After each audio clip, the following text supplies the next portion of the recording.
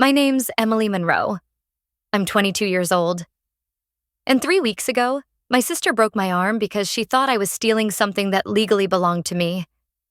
It happened in our mom's garage, of all places. Nothing poetic about it. Just concrete floors, peeling walls, and years of resentment trapped between rusted storage shelves and my mother's silence. Claire, my older sister by 2 years, used to be the golden one, the smart one. The girl who almost made it out of this broken family with a full ride to college. Then she quit sophomore year, claimed the pressure was too much, came home, spiraled, and started taking it out on everything and everyone, mostly me. But Mom, she just looked the other way. I stayed. I worked nights at the truck stop 10 minutes down Route 91. I stacked boxes in the morning for a grocery delivery warehouse. I studied nursing online with what was left of my brain power at night. No help. No praise. No, thank you for keeping the lights on. Just bills taped to the fridge with my name scribbled on them like I was the landlord of our collective failure. 2 weeks after Grandpa died, a letter arrived. It was small, cream-colored, handwritten in his crooked all caps. Addressed to me. Inside was a photocopy of a land deed. 3 acres and a rundown cabin by Star Lake. The place he used to take me fishing when I was little. No lawyer, no big will reading. Just that letter. For Emily, you were the only one who ever showed up when I was sick. I didn't even tell anyone at first. I just stared at that paper every night after work, like it might vanish if I blinked. And I felt guilty. Like I had taken something I didn't earn, even though I knew deep down it was the only thing ever truly given to me without condition. But secrets rot in this house. Claire found the letter in my backpack the day I brought it to scan at the library. I was pouring salt into the water softener when I heard her scream my name. I came out, covered in dust, only to see her holding it like a torn-up confession. You really thought you could hide this from me? Her voice was shaking, but not from sadness. From rage. That land was supposed to be mine. I didn't take anything, I said. Calm, tired, honest. She lunged before I could move, slammed me back into the shelves so hard a box of wrenches cracked open above us. I tried to push her off, but she twisted my wrist and shoved me down. I landed wrong, hard. Pain shot from my shoulder to my fingertips like a wire lit on fire. And then I heard it. That pop. A sick, cold snap that made my stomach turn before I even felt the real pain. I screamed. I think I blacked out for a second. Claire stepped back, breathless, her chest heaving like she was the one in pain. Jesus, you're so dramatic, she said. I dragged myself inside. My mom looked up from her phone, barely. I held my arm like it was detaching from my body. Claire hurt me. I managed through gritted teeth. I need to go to urgent care. Something's wrong. Mom rolled her eyes. Oh, Em, not this again. It's probably just a sprain. Take some ibuprofen. And for God's sake, don't call the cops. It'll ruin Claire's chances if she ever applies for a real job. That was the moment. The one that shattered more than just my arm. I didn't scream back. I didn't throw anything. I just walked to the bathroom, shut the door, and locked it. Sat on the edge of the tub, shaking. That's when I remembered. The motion-activated camera Grandpa installed in the garage before he died.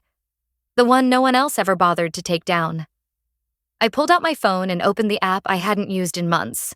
The footage was still there. Clear as day. The push, the fall, the snap, and the look on Claire's face after. She didn't look sorry. She looked relieved.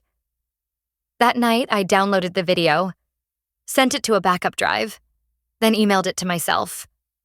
I didn't know what I was going to do next, but I knew one thing for damn sure. I wasn't staying silent this time. I didn't sleep that night. I just lay there on the floor of our tiny bathroom, my broken arm strapped tight to my chest with an old scarf, the air sharp with bleach and resignation. In that silence, I kept hearing her voice, Claire's voice, saying, "You're so dramatic." And my mom, brushing it off like a paper cut. like the only thing broken here was my attitude. The next morning, I went to urgent care alone. Paid with the emergency credit card I swore I'd never touch again. Hair unwashed, hoodie full of bloodstains, and my bones screaming with every breath. Diagnosis: clean fracture of the humerus, just above the elbow. The doctor asked me twice if someone had done this to me. I lied the first time. The second time, I just said, "It's complicated." They wrapped me up, gave me pain meds, and sent me home with a sling and a look that said, "You need help beyond what we can prescribe." When I got home, Claire was in the kitchen, sipping coffee like nothing had happened, flipping through Zillow listings on her phone, bragging to herself about which lakefront property she'd buy once the paperwork clears. I said nothing. Not to her, not to Mom, who only glanced at my cast and muttered, "Well, at least it wasn't your writing hand." But something in me ruptured. This wasn't the first time Claire had hurt me. Not even close. She used to steal from me constantly. My birthday cash, a camera I saved up for all summer, even a boyfriend back in high school. She told him I was emotionally unstable, so he'd dump me and date her instead. He did. But this was different. This wasn't a stolen lip gloss or a lie whispered behind my back. She broke me, and then stood over me like it was my fault for being breakable. 3 days later, I found out they'd gone to a lawyer. Not for me, not to check if I was okay. No, Claire and my mom had dug out Grandpa's original will. They told the attorney I wasn't mentally fit to handle property, that I had a history of emotional instability, a phrase Claire probably copied from a WebMD page on gaslighting. I only found out because Mom left her email open on the living room desktop. I saw the words, plain as day. Claire is worried Emily may not be able to manage the land responsibly, given her past episodes. My hands went cold. I hadn't had an episode since I was 17, and even that was a panic attack from Claire locking me outside in a snowstorm as a prank. But to them, that was all they needed. A little seed of doubt to plant in legal soil. They were trying to prove I wasn't stable enough to keep what my grandfather had intentionally left me. They wanted to take the only thing I had, and twist the narrative so I looked crazy if I fought back. That night, I cried harder than I had in years, not just because of the betrayal, but because I knew they'd done this before. Maybe not in court, but every time I'd stood up for myself as a kid, Mom would say, "Don't be so sensitive." Every time Claire hit below the belt, it became a joke you took too seriously. They'd been sanding me down for years, so that when they finally cut deep, no one would believe I bled. But I wasn't bleeding in silence anymore. I started gathering everything. The urgent care report. Screenshots of Claire's old texts mocking Grandpa. Pictures of the bruise on my shoulder, the one she gave me a month before this latest incident when I wouldn't let her borrow my debit card. And then I remembered something. 2 years ago, Claire had tweeted a thread about one of her college professors. She publicly accused the woman, by name, of failing her on purpose because of personal bias. It got traction. The professor's account was deleted a week later. Except, I knew that wasn't the truth. Because that same professor had emailed me the following semester, warning me not to list Claire as a character reference again. Said she had falsified internship hours and submitted a plagiarized paper Claire had convinced me to help edit. I never told anyone about that. But now, it was a thread waiting to be pulled. So I pulled it. I dug through my old laptop, found the emails, the receipts, the proof, and I smiled for the first time in days. Because suddenly, I realized something. They weren't just trying to erase my name from a piece of land. They were burying a pattern, a trail, and I had just found the match to burn it all down. If I thought the broken arm was the worst part, I was wrong. The worst part was knowing that no matter what Claire had done to me, what she kept doing to me, everyone in that house had already decided who the villain was. And it wasn't her.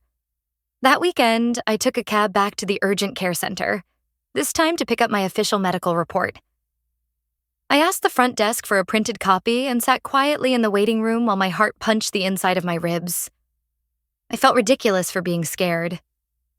But I knew once I held that paper, once it left my hand, everything would shift. I wasn't just a girl with a cast anymore. I was a girl with evidence. Back at home, I waited until Claire left to meet her friend at brunch. Some new friend she bragged about, who worked in public relations. I took that time to search her room for the legal paperwork she and my mom had filed about the land. I needed to know what lies they were feeding the lawyer. I found it inside her old art portfolio, between two half-finished oil paintings of the same girl crying.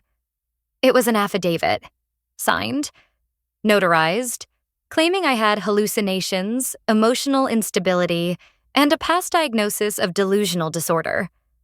They had even listed the time I fainted in class in high school during finals week as a psychotic break. I had to sit down. They didn't just twist the truth. They fabricated an entire alternate version of my life. A version where I was unstable, dangerous, and undeserving of trust. And for the first time in years, I felt something rise in me that wasn't just pain or fear. It was rage. Cold, focused rage. I made a digital copy of everything. The affidavit, the old emails from Claire's professor, the video footage of the attack. I compiled it into a file and gave it a name that felt like the start of a chapter. For when they say it never happened. I thought about sending it straight to the lawyer. But then something hit me. Claire had her job interview that Monday. Her third chance at getting back into the publishing world after being quietly dropped by the last two firms. The same firms that somehow, mysteriously, got anonymous tips with screenshots of her behavior. She came home that afternoon smiling, full of fake humility. "They loved me," she said, tossing her purse on the couch. "They said I'm exactly the kind of voice they're looking for. Isn't that funny?" I nodded. Quietly, because what I had to say next would hit her like a freight train. "Did you list Marla Carmichael as a reference?" I asked, without looking up. She froze mid-step. "What?" "Your old professor, the one you flamed online for failing you. You used her name, didn't you?" Claire's face turned a shade paler. "What are you talking about?"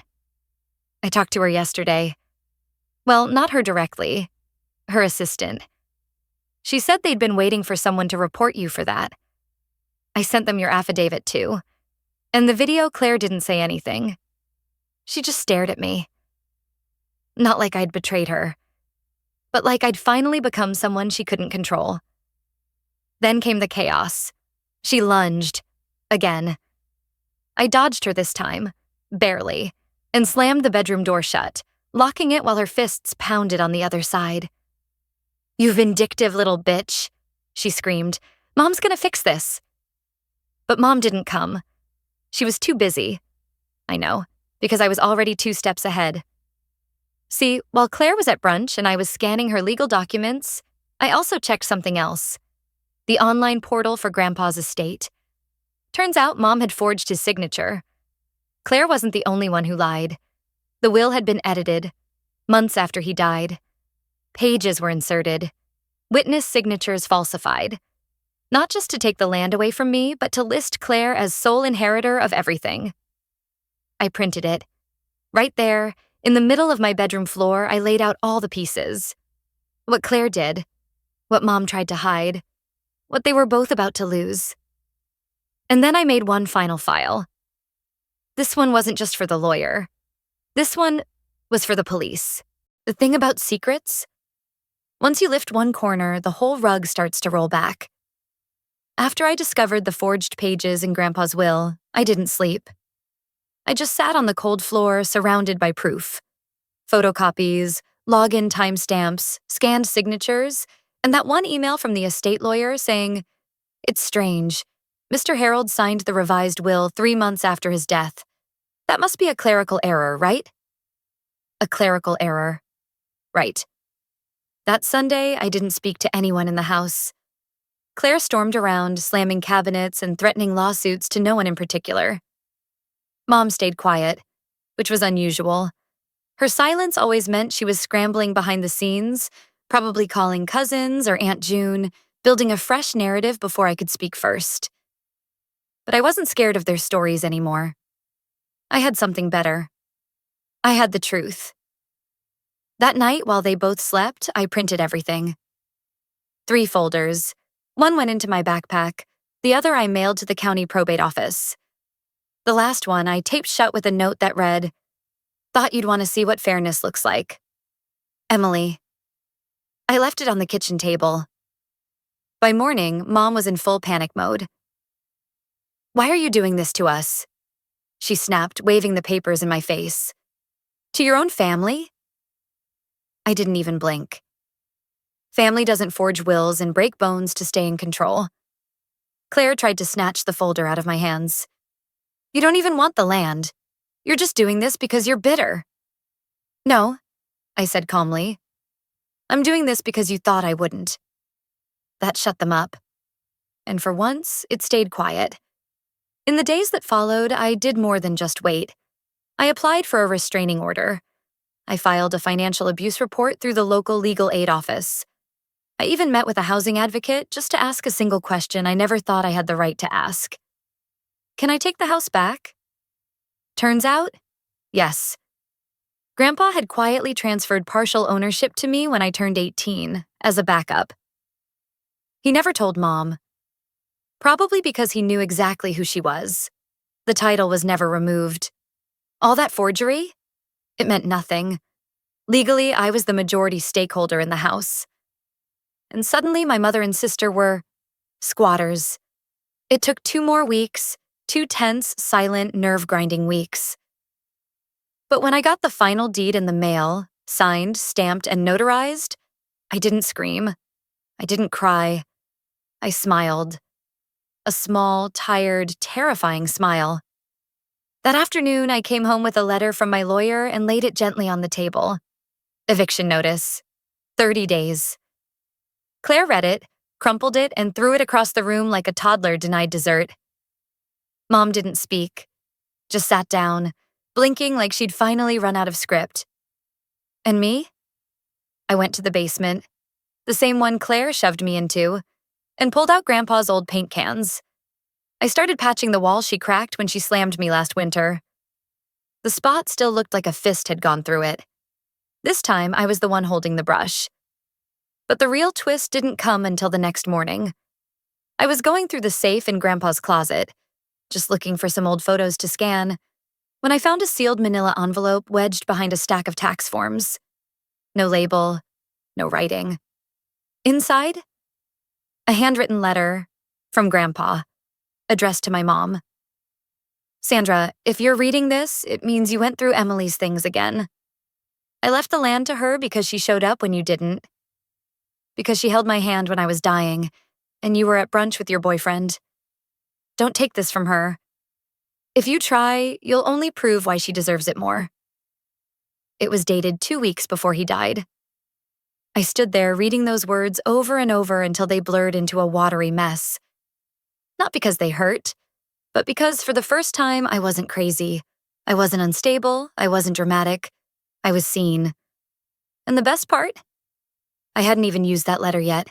The letter from Grandpa sat in my lap for almost an hour before I could move. My hand trembled, not from fear, but from something I hadn't felt in a long time. Validation. He saw what they did. He saw me. Long before I had the words, long before I ever thought to fight back, he knew they'd come for what wasn't theirs. And he left me the only weapon they couldn't touch. The truth. I didn't tell them about the letter right away. I didn't need to. The eviction deadline was 10 days out, and suddenly, the house got real small. Claire stomped through the hallways like a ghost still trying to haunt the place, slamming doors and making veiled threats. Mom started sleeping on the couch, chain-smoking in the garage like she was trying to disappear inside herself. Then, one evening, it happened. A sheriff's deputy showed up with a summons. The forgery investigation had gone through. A family friend, someone I didn't even know was watching, had sent in a complaint after seeing Claire post online about getting what she deserved. It wasn't just forgery. It was fraud, plain and simple. And since Claire had signed half those documents with Mom present, they were both listed on the complaint. That night, I came home to Claire crying in the laundry room. She didn't hear me at first. I stood there for a long moment, watching the girl who once shattered my arm now crumpled in front of a dryer, whispering to no one, this was supposed to be my comeback. And maybe a part of me wanted to say something. But I didn't. Because when someone burns every bridge, they don't get to be surprised when no one throws them a rope. Mom tried one more guilt trip on the day they moved out. You've changed, she said, eyes tired and mean. You used to be so forgiving. I used to be afraid, I said, holding the door open. Now I'm just done. Claire didn't say goodbye. She tossed 2 garbage bags of clothes into the back seat of a rusted Corolla and peeled out of the driveway like she still had control over something. Anything. And just like that, they were gone. I stood in the front doorway for a long time, listening to the silence. No shouting, no slamming, no someone else's footsteps behind mine, waiting to twist the knife just a little deeper. Just stillness. Over the next few weeks, I started putting my life back together in small, quiet ways. I cleaned out every closet, repainted the bedrooms, took down the family photos and filled the walls with my own work. Sketches, color studies, rough charcoal portraits I thought were too raw to share. I took a chance and submitted one to a local art co-op. They called me back in 2 days. By the end of the month, I was running a weekend class for beginners in Grandpa's old tool shed, now converted into a bright, airy studio. And then, something I never saw coming. A letter. From the university I'd deferred 2 years ago when Claire trashed my mental health in front of the admissions board. They wanted to reinstate my scholarship. Apparently, someone had submitted a full portfolio, including proof of what happened. I never found out who. Maybe the lawyer, maybe someone at legal aid. But I showed up to that campus the next semester with my head high, a fresh start, and a copy of Grandpa's letter folded into the back of my planner. I haven't spoken to Claire or Mom since. Last I heard, Claire was working retail 2 towns over. Mom's living with a cousin who won't even let her have a house key. I don't feel sorry. I don't feel proud either. I feel free. And freedom, when you've been made small for so long, feels a lot like silence and peace and not needing to explain yourself anymore. I used to think surviving meant forgiving people who never said sorry. Now I know. It just means finally choosing yourself, even when no one else will. If any of this hit close to home, tell me in the comments. I'd love to know I'm not the only one who had to claw her way back to truth. And if you're still finding your voice, stick around. We tell stories here that don't get buried. Stories like ours.